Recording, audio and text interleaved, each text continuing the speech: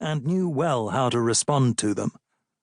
"What amazes me," she half whispered, after 10 minutes of graceful, hollow conversation, "is, if you must know it, not so much the manifestation itself, though that will surely be wonderful, as your assurance that it will take place. Tell me the grounds of your confidence." "I dream with open eyes," he answered, looking around at the door, "and others see my dreams. That is all." "But that's beautiful," responded Mrs. Jameson. She smiled rather absently, for the first guest had just entered. It was Kent Smith, the ex-magistrate, celebrated for his shrewd judicial humour, which, however, he had the good sense not to attempt to carry into private life. Although well on the wrong side of 70, his eyes were still disconcertingly bright. With the selective skill of an old man, he immediately settled himself in the most comfortable of many comfortable chairs. "So, we are to see wonders tonight." "Fresh material for your autobiography," remarked Fall. "Ah, you should not have mentioned my unfortunate book. An old public servant is merely amusing himself in his retirement, Mr. Backhouse. You have no cause for alarm. I have studied in the School of Discretion." "I'm not alarmed. There can be no possible objection to your publishing whatever you please."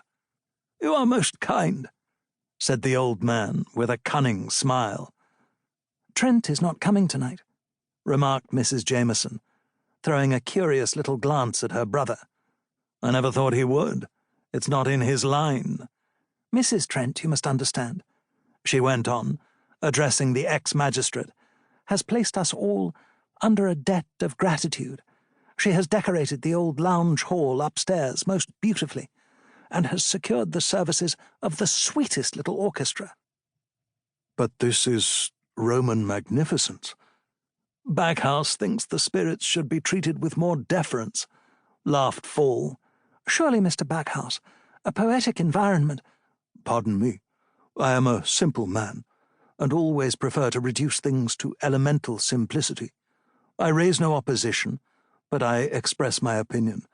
Nature is one thing, and art is another."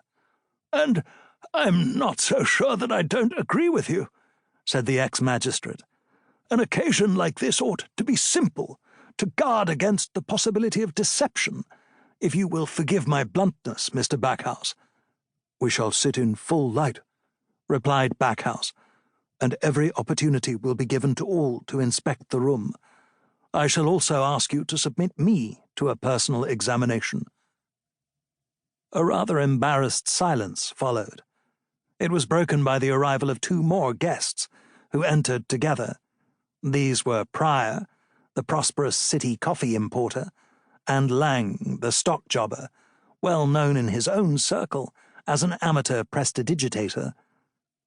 Backhouse was slightly acquainted with the latter.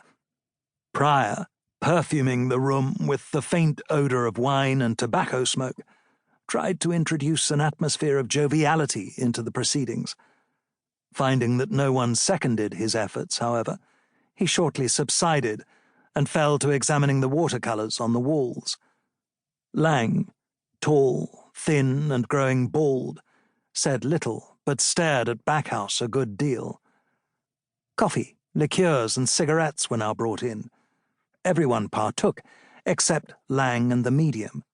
At the same moment, Professor Hulbert was announced. He was the eminent psychologist, the author and lecturer on crime, insanity, genius, and so forth, considered in their mental aspects. His presence at such a gathering somewhat mystified the other guests, but all felt as if the object of their meeting had immediately acquired additional solemnity. He was small, meagre-looking, and mild in manner, but was probably the most stubborn-brained of all that mixed company. Completely ignoring the medium, he at once sat down beside Kent Smith, with whom he began to exchange remarks. At a few minutes past the appointed hour, Mrs. Trent entered, unannounced.